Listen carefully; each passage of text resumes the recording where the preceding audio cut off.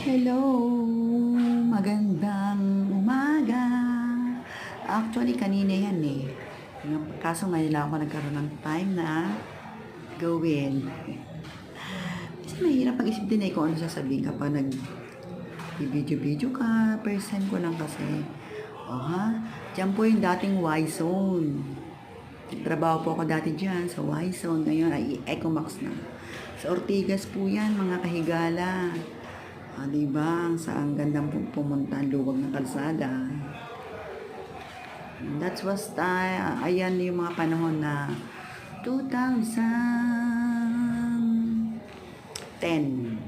Sa Yamaha ako noon.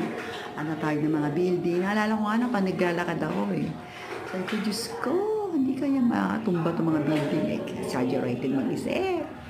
Masaya dyan, sa Ortigas.